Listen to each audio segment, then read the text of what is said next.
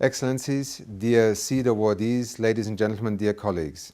I'm sorry that I cannot join you on the occasion of this year's SEED Awards in Pretoria, as I very much enjoyed my participation at last year's awards.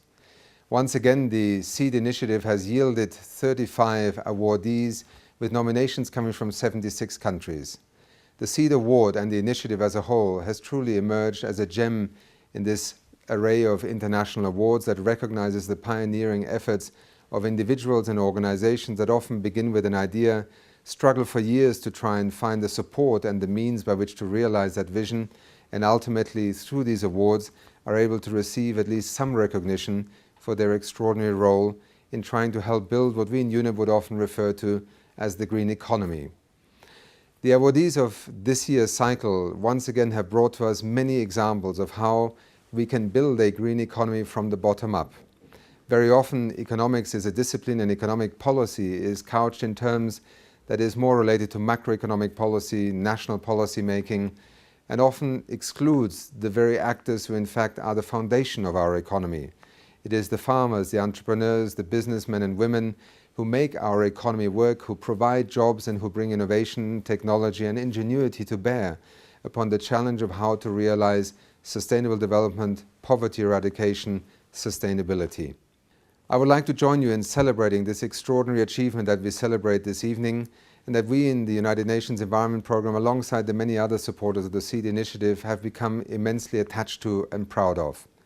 I know that for many of you, this is also a moment in which you will receive the recognition that so often you have sought, not in terms of an award or a gala dinner, but rather in terms of the opportunity that I hope the SEED initiative and this award will provide to you. By having been selected through a rigorous global evaluation process, the 35 awardees who are being celebrated at this year's cycle will hopefully receive the attention of policymakers, of their local community leaders, but also of investors and perhaps partners who can take the idea from where it has gotten to and reached to today to even greater heights. In the United Nations Environment Programme, we believe that as we prepare for the Rio+20 summit in Rio de Janeiro in June of this year, it is people like yourselves and the initiatives and the projects that you represent that are the best testimony that as we seek to find a way in which we can achieve the objectives of sustainable development, building our economies, creating jobs and livelihood opportunities, we must in fact build on the efforts of society.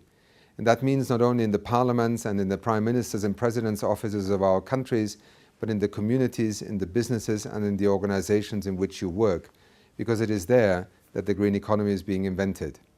For some, that notion of a transition towards a green economy, particularly in the context of developing countries where poverty eradication is still such a challenge and priority, may sometimes seem a distant prospect.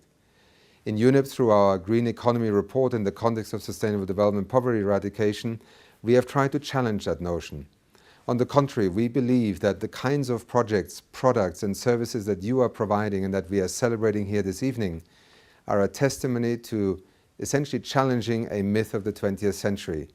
that economic development must always come at the expense of the environment, or that environmental sustainability will constrain economic development. In our report, we have tried to document through a number of examples from across the planet and across a number of sectors, from agriculture to industry to tourism to transport, that indeed the transition towards a green economy is actually an opportunity for development and the best guarantee we have that there will be development in the future, particularly for our children and our grandchildren, who at the moment will be the ones who will pay the price for a society and a global economy that very often still treats nature more like a mining operation than an asset, a natural asset that needs to be sustained in terms of its productivity. Once again, congratulations for the extraordinary work that you have done, and to all those in the SEED initiative who have made both the process, the support and these events in Pretoria possible. Once again, I apologize for not being able to be with you, but I wish you a wonderful evening and an excellent forum, and above all, success in your work. May you inspire many others to follow your example. Thank you.